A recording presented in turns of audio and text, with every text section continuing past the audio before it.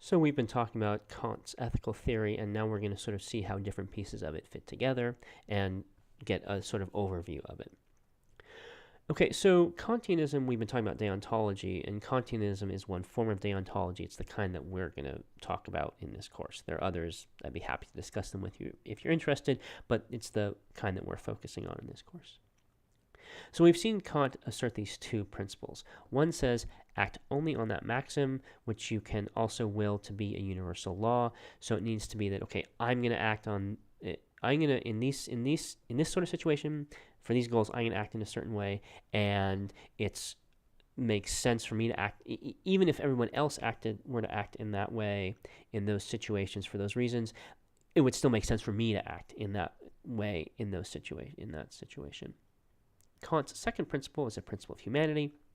It says you should always treat humanity, whether your own or another, as an end and never merely as a means. So other people are rational and autonomous. They can come up with ideas and evaluate ideas and implement ideas about what their life should be like, and you should respect their ability to do so. And then you can interact with people in ways that benefit you, but only if you're respecting other people's ability to make these decisions for themselves. And of course, they should be doing the same towards you. So Kant thinks that the principle of humanity and the principle of universality agree. He thinks that if you treating a person as an end and not merely as a means, respecting their rational autonomy, that's the same thing as acting in ways that they could also rationally act. And so that's the same thing as acting on a universalizable maxim. So Kant thinks these two ideas, treating as a person as an end and not merely as a means on the one hand, and acting on a universalizable maxim on the other hand, that they coincide, that they're basically the same thing. They come to the same thing in terms of which maxims they allow you to act on and which maxims they don't allow you to act on. And it's important for Kant that these two principles agree.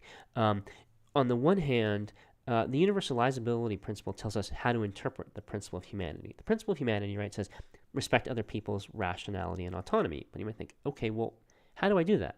Which of my actions will respect their autonomy? Which of my actions won't respect their autonomy? I'm not sure. The principle of universalizability tells you. It says if your maxim is universalizable, then it's okay. If your maxim is not universalizable, it's not okay. So the principle of universalizability says, how do you treat someone as an end and not merely as a means? Act on maxims that they could also act on. On the other hand, the principle of humanity tells us why the principle of universalizability is important. It tells us what value is realized by the principle of universalizability. It tells us that when you act on a universalizable maxim, you're respecting the other people's rational autonomy, their humanity. So it's important for Kant that these two coincide, that they agree on which maxims are okay and which aren't. But we might ask, well, do they? And we'll talk about that in the next video. But we might also ask, okay, so you've given us this theory. You said there are these two principles. There's the principle of humanity and there's the principle of universalizability. They tell us which maxims are okay and which ones aren't. Are you correct? Are you right, Kant? So Kant has a whole bunch of arguments in his books that try to establish that he is correct. Here's one sort of brief one, which I think in some ways is perhaps the most compelling. So the two principles, the principle of humanity and the principle of universalizability, Kant thinks that they support our moral intuitions about particular cases. They tell us, well, we have these moral judgments, and Kant is going to say, yeah, these principles explain our moral judgments. Secondly, rationality and autonomy do seem valuable. They do seem like things we want to respect.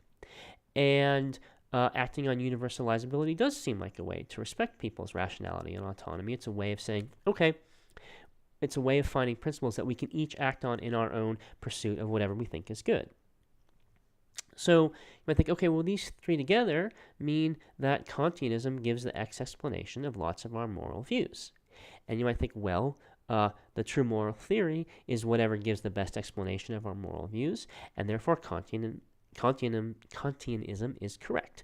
We have a whole bunch of moral views, and sort of before we start doing philosophy, and the Kantian theory does the best job of making all those moral views fit together and explaining them. Well, so you might think, I'm not so sure. For one thing, the first step to Kantianism gives us the best explanation. That's not a valid step, because even if there's some things that Kantianism explains well, that doesn't mean it gives the best explanation. Maybe utilitarianism does a better job. Maybe it doesn't, but this is not a valid argument because we would need to look at all the other theories and compare them. Also, it's not so obvious that the two principles of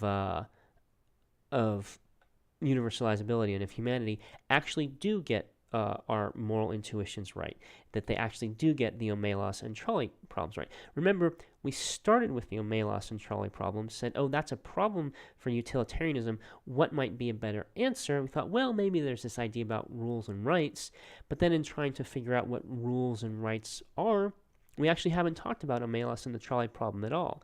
So we need to go back and ask, okay, well, how does Kant's theory fare with the omelos and the trolley problem? And that's what I'm going to do in the final video. But before I do that, and to finish up this video, I want to compare utilitarianism and Kantianism, because now we've seen these two principles that Kant has and the values, and a little bit about why you might be a Kantian. So now we're in a position to compare these two views. Okay, so for the utilitarian, what's of value? Happiness. For the Kantian, what's of value? Rationality and autonomy. For the utilitarian, what's the ethical rule? Maximize utility. For the Kantian, what's the ethical rule? Well, it's put in two different ways. Act on universalizable maxims and treat others as ends, not just as means. What's your motivation? For the utilitarian, the motivation inside of us is love and sympathy. Love and sympathy is how we recognize the value of others' happiness. For the Kantian, the motivation comes from reasoning about universalizability. It's thinking about, okay, how can I act in a way that everybody else can act in? And so a way that we can all, and more specifically, a way that we can all be rational together. So the utilitarian is focused on feeling. What's of value is a feeling, namely happiness, and our motivation comes from a feeling, namely love and sympathy.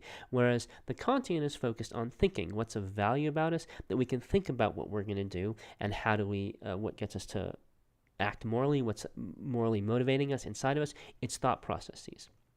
They also have different views of the moral community, right? Those are the beings that are morally important. For the Kantian, for the utilitarian, the moral community is the sentient beings, all the beings that can feel happiness or suffering.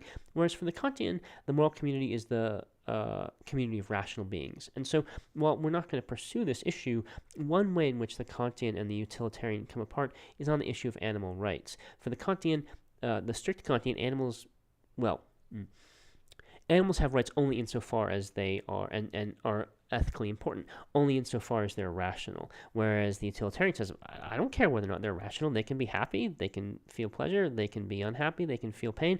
They're morally important. Maybe if they can't feel as much happiness or as much pain or pleasure as us, then they're not as morally important, but that's okay. So the utilitarian has a broader moral community than the Kantian does. So those are some sort of the two theories kind of laid out. So in the last video in this unit, I'm going to look at what might be some problems for the Kantian view.